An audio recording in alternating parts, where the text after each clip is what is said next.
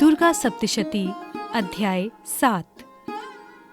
सर्वप्रथम माँ का ध्यान करते हुए मैं मातंगी देवी का चिंतन करता हूँ। वे रत्नजटित सिंहनाद पर विराजमान होकर बोलते हुए तोते के मधुर शब्द को श्रवण कर रही हैं। वे श्याम वर्ण वाली देवी अपने एक पाद कमल पर रखकर मस्तक पर अर्धचंद्र धारण किए हुए हैं। कहार फूलों की माला पहने हुए वे वीणा वादन कर रही हैं। उनके अंग में कंचुकी कसी हुई है। वो लाल रंग की साड़ी धारण कर हाथ में शंख पात्र लिए हैं। उनके मुख पर मधु के हल्के नशे का आभास हो रहा है और उनके ललाट में बिंदी लगी हुई है। ऋषि ने कहा, इसके पश्चात शुंभ दैत्य के आदेश से वे चंडमुंड नामक दैत्य अपनी चतुरांगिनी सेना को अस्त्र शस्त्र से सज्जित करके चल पड़े। वहां पहुंचकर पर्वतराज हिमालय के स्वर्णमय शिखर के ऊपर सिंह पर आरूढ़ देवी को देखा। वे मंद हास्य कर रही थी। उन देवी को देखकर दानवी सेना उन्हें पकड़ने के लिए झपट पड़ी। किसी राक्षस ने धनुष उठाया तो किसी ने म्यान से तलवार खींच ली और कुछ एक देवी के पास आकर खड़े हो गए। तब अंबिका ने उन पर अत्यंत क्रोध प्रकट किया। उस समय क्रोधानल में दग्ध होने के कारण उनका मुख काला दिखाई पड़ने लगा। उनकी भौएं तन गईं और वहां से विकराल मुखी काली का प्रादुर्भाव हुआ। उनके हाथ में तलवार और पाश था। वे चीते के चमड़े की साड़ी पहने नर मुंडों की माला से विभूषित होकर हाथ में विचित्र प्रकार की तलवार धारण किए हुए थीं।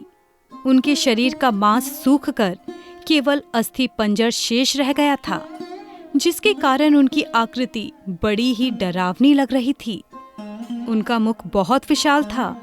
जीभ लप-लप करने के कारण वे बहुत ही भयंकर जान पड़ रही थीं। उनके नेत्र भीतर की ओर गड्ढे में धंसे हुए और रक्तिम थे। वे भयंकर गर्जना से सभी लोगों को कंपित कर रही थीं। वे कालिका देवी बड़े बड़े असुरों का वध करती हुई प्रबल वेग से आसुरी सेना पर टूट पड़ी और उन सबको अपना ग्रास बनाने लगी। वो देवी पार्श्व रक्षकों, अंकुशधारी महावतों, बड़े बड़े योद्धाओं और घंटाधारी कितने ही विशालकाय हाथियों को एक हाथ से पकड़कर मुंह में निगल लेती थीं। इसी प्रकार घोड़े, रथ और सारथी सहित रथी सैनिकों को मुंह में डालकर वे बहुत ही भयानक आवाज में चबा रही थीं।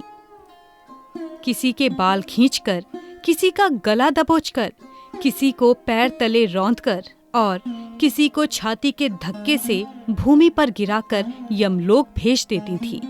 दैत्यों द्वारा निक्षिप्त बड़े बड़े अस्त्रों को मुंह से पकड़कर दांतों से चूर चूर कर डालती थीं।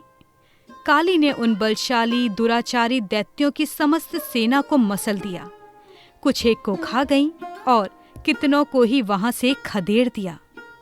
कोई तलवार की मार से मार डाले गए, कोई खट्टवांग बहुत बड़ी तलवार से पीटे गए और कितने ही नुकीले दांतों से पीस कर मारे गए। इस प्रकार देवी ने क्षण भर में उस आसुरी सेना का संहार कर डाला। ये देखकर चंड उन विकराल काली की ओर दौड़ पड़ा। फिर महादैत्य मुंड ने बाणों की वर्षा करके तथा हजारों बार प्रयुक्त चक्रों से उस भयानक देवी को ढक दिया। देवी के मुख से प्रविष्ट होते हुए वे अनेकों चक्र ऐसे जान पड़े मानो सूर्य के बहुत से मंडल बादलों में समा गए हों। भयंकर गर्जना करने वाली काली ने रोष में भीषण अट्टहास किया। उस समय उनके विकराल मुख के भीतर कठिनता से दिखाई पड़ने वाले दांतों की चमक से वो अत्यंत उज्जवल दिखाई पड़ रही थीं। फिर तो देवी ने बहुत बड़ी तलवार से हंग शब्द का उच्चारण करके चंड के केश पकड़ लिए और अपनी तलवार से उसका मस्तक धड़ से अलग कर दिया।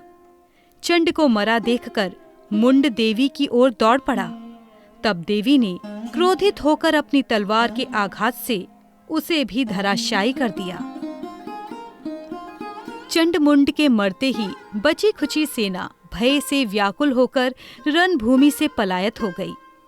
तब देवी चंड मुंड के कटे हुए मस्तक को हाथ में लेकर चंडिका के पास पहुंचकर विकट अट्टहास करके कहती हैं, हे देवी, मैंने इस महापशु चंड मुंड को तुम्हें अर्पित किया है।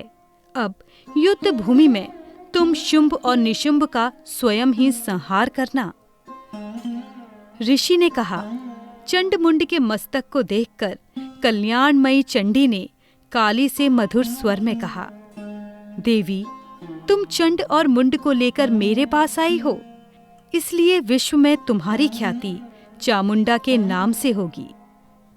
इस प्रकार मार्कंडेय पुराण के सांवार्णिक मनवंतर कथा के अंतर्गत देवी महात्म्य में वर्णित चंड मुंड वध नामक 7वां अध्याय समाप्त। जय मां दुर्गे।